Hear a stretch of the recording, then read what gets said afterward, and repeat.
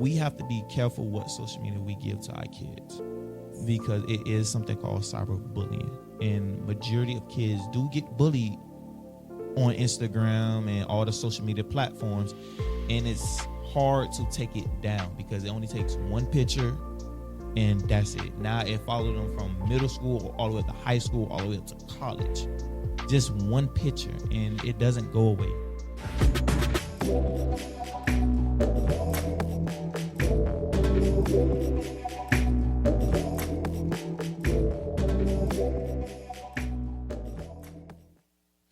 Hello there. Welcome back to another episode of Love Speaks, where I'm your host, Francois, and Lakeisha Carvel. we're so dynamically excited to have you back with us as we get ready to embark upon a series of discussions dealing with mental health. We are in the month of mental health, and Mental Health Month is more so about the awareness. However, mental health is year-round. Exactly. Absolutely agree. Mental health is not only year round, but it is vital and it's important that we all pay attention to signs concerning our mental health, but also those that are around us. Signs are always there, and we do not need to ignore them, because if we are aware of the signs, we can address the issues. Absolutely, absolutely. And so we're beginning to embark upon different series, and then you're actually in your master's program at this point, which you almost finished with your Yes. master's degree in. Clinical mental health. I am so excited. Yes, 2 classes to go before I start my internship and practicum. So I am excited for this month's topics. I am so excited for the presenters that are coming, because it's something I think that we have neglected, especially in our culture as African Americans. We've always been told what happens in our house stays in our house. And so I think it's time for us to pivot from that and start addressing some of those things that were not addressed even in our childhood. It's never too late. Exactly. And I want to say not just African Americans, but also the church. And then especially within the Black church, we've demonized a lot of things that really needed some attention.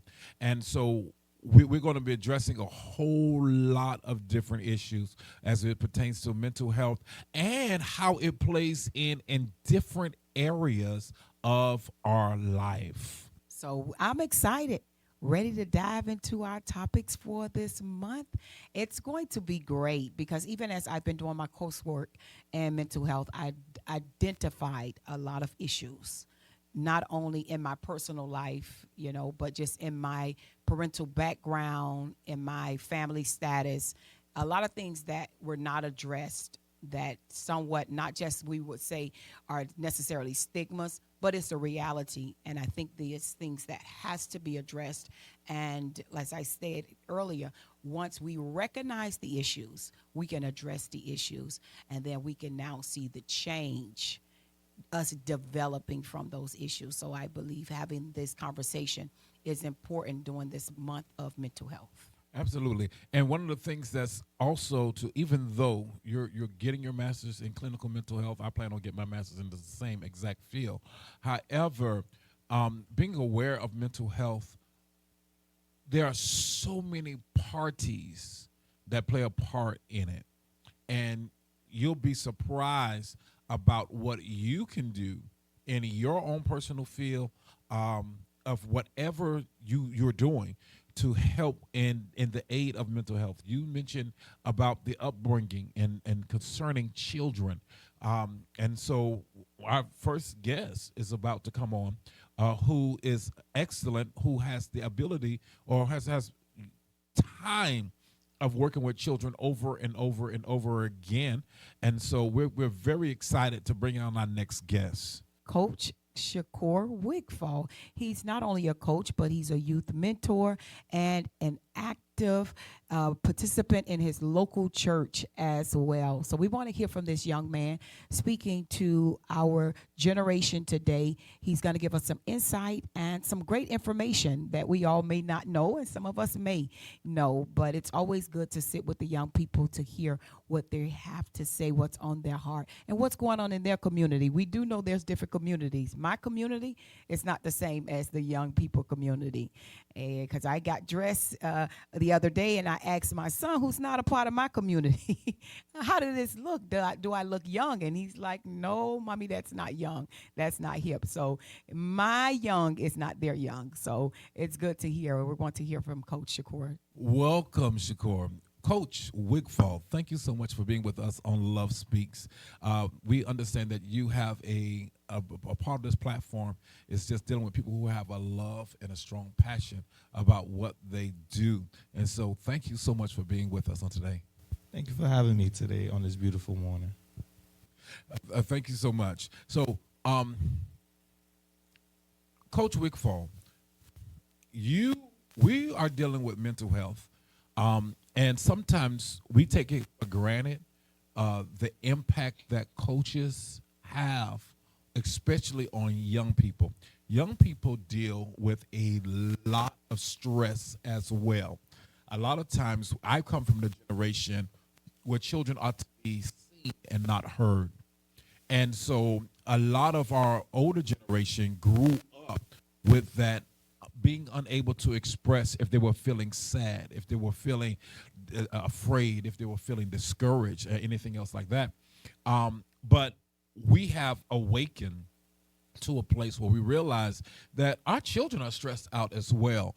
Suicide rates are extremely high, and our children come across influential people as yourself. As yourself. They come across influential people as yourself. I understand that even as a coach, tell me what is it that you do? What's your occupation, and what is it that you do? Right now, I do park service aid. So on a day-to-day basis, at 1:50, I go to school and I go pick the kids up, take them back to the park, and then we start helping them with homework. We start talking to them. We do arts and craft with them. We do something called Spark with them. And we do different things throughout the year, from Christmas, Black History, Valentine's Day, and so on and so forth. So we do our best to understand where the kids coming from and giving the kids the time and day they need. Sometimes they don't get it at home. Sometimes the parents be too busy. They can't sit down and say, hey, how was school today? How was camp today? How was practice today? How was dance? Or anything along those lines, because at the end of the day, kids are people too. Smaller people, but they are people. So my best advice is right now is tell them, how was your day? I can 100% agree with you. I worked in Dade County School Board for a long time in the Department of Transportation, and being a school bus driver, I became somewhat of a counselor for the children when they got on the bus. And so that was just a perfect opportunity to talk to our young people, see where their head was before school and before they got home, because it was always challenging just to kind of address some of their mental stress that they experience as well. So I commend you for that. That's a very commendable thing that you do. I want to add to that as well in regards to what you're doing in the community and how impactful it is, because especially today, we have evolved as a culture. We have evolved as a people. And so my generation, we had mom who was probably always home, and this generation, we don't have that because a lot of parents work on the outside. And so when kids come home from school, parents are not home. So having the aftercare placement that children can go from school to an aftercare environment where they can still be around some kind of authority, some kind of adult who can help them navigate through decision making and also be imparting in them as well. So that is really great to see what you're doing in the community, and also helping parents, because that's what it's initially designed for, because it helps those parents who have to work, after 5 p.m. or have to work and not able to pick up the children who gets out of school around 2 or 3 p.m. So it's really great. And so I just wanted to ask, what inspired you to be a youth counselor, youth worker, and not only what inspired you, but how do you deal with the youth emotions on a day-to-day basis? What really inspired me was my old supervisor. At first, I was used to clean up the park and everything, but he said, I think it's something more for you to do other than just pick stick and cleaning up the park. So he put me at a local park to work with kids. And he always came there every Friday faithfully. He never missed a Friday. And he said, oh, I see you getting better. You're talking with the kids. You're communicating with the kids. The kids love you. The first thing at that time was when the kids get off the van, they used to run up and say, hey, Coach Shakur, my day was this, my day was that. Coach Shakur, I got straight A's. You look at my A's. And it inspired me to actually say, okay, I really want to do this in my career. This is something I choose to do. And to deal with kids' mental health and behavior, it's challenging on a day-to-day basis because it's hard to tell when a kid sometimes is happy inside. For instance, example, like yesterday, a kid walked in, he was looking all sad and stuff. We throwing a party, we having fun.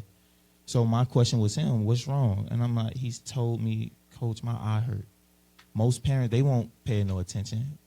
So it's always the little things would come down to kids. Just ask them. If you see something bothering with your son or daughter or nephew, just ask them, are you okay? How was school? Oh, my teacher got mad at me because I did something. Sometimes at a situation like that, just let the kids speak. Let them speak. Even if you don't understand where they're coming from, just let them speak. That's good. That's good. And then from there, then you actually engage with them. You don't yell at them. You don't scream at them because what just happened at school. You say, okay, maybe if you did it like this or did it like that, it might be a little bit better. And sometimes they actually comprehend that a lot faster versus mommy and daddy or uncle or auntie or brother or sister screaming at them. Because when they bring me a situation, I just talk to them. I don't get mad at them. Granted, that's not my son, that's not my daughter, but I'm not going to scream at them. If they get an F, guess what? Most kids, they don't want to show mommy and daddy or auntie or anybody because why? The first thing is they're going to get in trouble. When they bring it to me, I say, okay, I need you to bring that F to a D. When you bring it to a D, bring it up to a C. So now they have that motivation. Now I'm going to really challenge them and say, okay, now you have it at a C. Now let's bring it up to an A. Next thing you know, they have an A, then another A, then another A. So just encourage your kids. Talk to your kids and inspire them. That's really good because as you're speaking and talking about grades, it's just as we evolve as a people, we have to undo some learned behaviors. I think even in our parental styles, because we've learned our parenting from our parents. And so when you're talking about grades, I just kind of think back because I remember bringing report cards home to my father, and that wasn't that kind of encouragement. So thank you so much for being an encourager to our young people, because my father told me, if you had a D and I brought a D home, my report card, D's are for dummies. And I don't want to tell you what he said the F was for, but you can, take your imagination there, but the F was for. And so I want to say it's really good because we have to unlearn some patterns that was learned in our parental styles that can contribute to us not being encouragements to our children. And so it's good that not, if they're missing it at home, that they have it with you in the aftercare program. Absolutely. Great. I love the work that you're doing. Have you seen the effects in a child's behavior after you have had contact with them? Yes, it was this one kid. He yells, he screams, sometimes he curses. Mama tried to talk to him, and I just said, Mom, okay, let me see what I can do. So from there, I took him under my wing. Every time I see him get mad or start storming off, I'm right behind him, and I tell him, hey, I'm here. Coach Score's still here. And I say, I'm getting kind of tired. Can we sit right here real quick so we can just sit and relax? And then he said, he sit there, he's cry, you do whatever you have to do. Then I talk to him. I said, hey, you should never did it like that. You shouldn't have did it like this or did it like that. You know that wasn't a big deal. Come on now, a three just because you lost a basketball game by a 3-pointer, really? Football because you got bombed, really? Is it that serious? And he really started thinking about it. So from there, every time I need help doing something, I say, hey, I need help. Can you come help me clean up? Can you help me to put back the tables? And from there, he always seen how I was there for him, regardless of good or bad. And now today, if you see the kid, you won't even think he the same kid for 2 years ago. Now he's real helpful. It don't even have to come from me. It can come from anybody. And he'll say, hey, can you help me do this? And he'll say, okay. And his mom came to me and said, thank you so much because you really changed my child's life. His grades is a lot better. His behavior at home is a lot better. He's more helpful. He's more responsible. And he's just, and there's only 3 of them. And he's the middle child. And he's doing all of this by himself. So it was a big difference. And today, I'm so proud of him. I tell him this each and every day when I look at him. I'm saying, I'm so proud of you. And it really touched me because I really made a change in one kid's life. And I know I could do it in other kids' life. Absolutely. So I'm seeing and hearing strong levels of emotional support. Strong levels of emotional support. Even when he was feeling disappointed for missing the win by 3 points, disappointed from many, but you gave him that strong emotional support.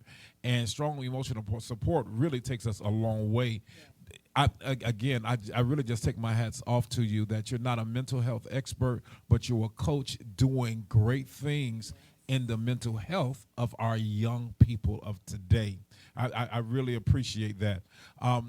What is your reward in return for when you look at the lives of these children flourishing? I don't look for no rewards. I don't look for nothing.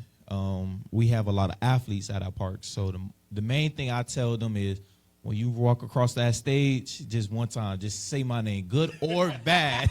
It doesn't matter. I don't care. I want to be able to turn on the TV and say, that's my kid right there. I taught him at the park.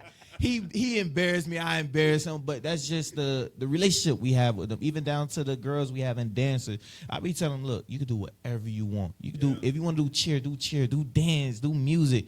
And I try to encourage them to do other things other than the things that we are learning in our community, which is just sports for boys and dancing and cheering for girls. No, go be a police officer. Go be a not a dancer, firefighter, nurse, something, to really inspire them to do other things. And I don't look for no reward. It doesn't, the only satisfaction reward I want, just to know they still remember me 10, 15 years later, and they see me on the street and they say, oh, ain't you Coach Shakur? Hey, Coach Shakur. That's the only thing I want from them. Absolutely. And I have to tell you that it makes a difference, and you will be in their remembrance forever. I still know my elementary school music teacher, and she still knows my name till this day. And I've been out of school a long time. And so it boosts self-confidence, it boosts encouragement, which helps with the stability of our young people. I just want to ask one last question here. I know you mentioned in regards to, because this is the month for mental health, and we just want to kind of convey the message to those who are viewing and those who are watching this broadcast, that you would just kind of, I know you're not a mental health professional. I know you're not, but I know because you did mention some of the emotionals, that you kind of saw from children and the behaviors. So if you can just if you have any stories that you feel comfortable with sharing, because some parents may not know that there's something that's really taking place deep that may need a mental health professional. And I always say, it should never be shunned upon if you have to reach out for help, even when it comes down to children. I think it's so important. I believe honestly and sincerely, if you combat it at that age, they will not grow up with those dysfunctions and different, things that are attacking them emotionally. If they can deal with it from a counseling perspective where they can find someone to speak to, if it's okay, and I can share it here, because our son, many know, and I just say because I'm an advocate for mental health. And that's why I'm getting my degree in mental health counseling, to become a therapist, to help our community, that we could continue to evolve. But even we have an older child who has developed, special needs, and because he was born, micro preemie, and so with his developmental challenges, our baby boy looks a lot like, okay, I'm being neglected because we give a lot of care to him. So there's things in a home that can be triggering children. And so what I spoke to my husband, I said, look, we're going to get him therapy. So we have him in therapy now, so he sits every single week virtually with the therapist that he talks to, and he's able to be himself, and he's able to express himself. So if you can just kind of give maybe some parent that's listening that may be ignoring, like I said, the signs are there, that may be ignoring some signs that you have seen in your program, that a parent may pick up on and say, okay, yeah, I've seen that behavior too. Is there any stories you can share? This one kid, because one kid we take disability kids too, so his was a little bit different from the way how I used to coach kids, and I had to adjust myself to it. So what I had to do was I had to look at him different. He was 6, and we consider him as a runner, meaning if something don't go his way, he will run, and you have like 4, 5 coaches trying to chase him, and none of us could catch him because he was that fast. And we telling the mom like, hey, what can we do? The mom saying, I don't know what to do. I can't help you. We asked Dad. Dad saying, hey, look, you could just hit him, but we telling him we can't do that because that's not in our job description. Yes.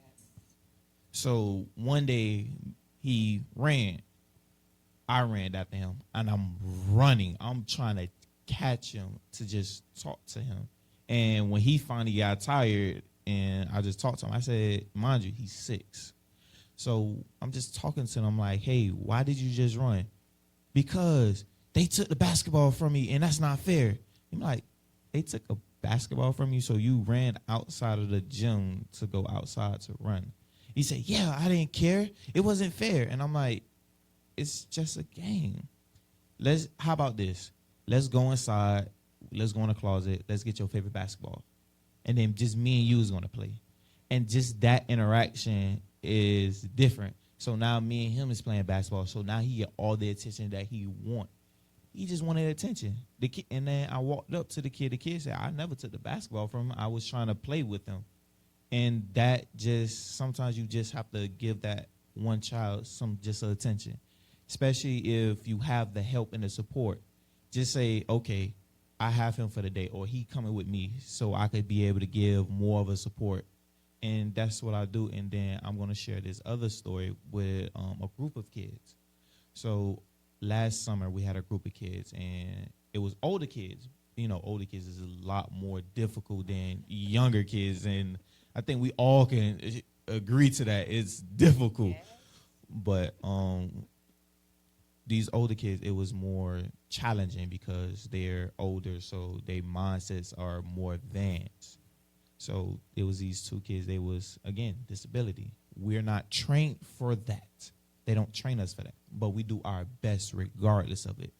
So what we did was, okay, the other kid's more advanced. These 2 is not advanced. So we always put 2 coaches with them, and then the other coaches play with the other boys. Not to say they can't handle it, but we always ask them like, hey, you want to play with the other kids? And they do. We used to play dodgeball. So when they see them come in, the older boys, they go all the way down to make it fair and make it fun for everybody. Awesome. So you see them playing, they running, they trying to fall and dive and try to actually interact with them. And then you see them throwing it. Some of the older kids get hit. They be over dramatic. They fall over the floor, and they do stuff like that because they want to make it fun and it's fair. And I told them, I said, make it a brotherhood for them. Yes. Make it fun because y'all might don't see them again. Yes. And that's what they did. They made it into a brotherhood. They made it safe. They made it fun for them. Awesome. Told them, I'm proud of y'all because y'all didn't have to do that. Y'all could have just said, okay, coach, and left it like that. I'm enjoying this so much. In today's time, as we deal with so many virtual things taking place, so many video games, children don't want to go outside anymore. They rather stay in on their cell phones, texting, or playing video games.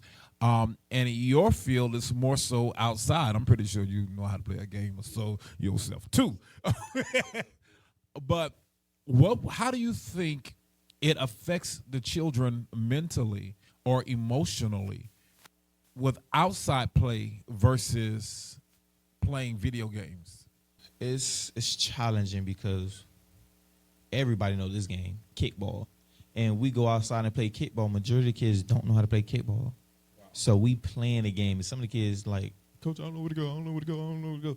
And so for me and the other coaches, we make it easier for them. We say, okay, we talk to them, okay, you kick the ball and then you go to first base. Then when you go to first base, you go to second base and then third base.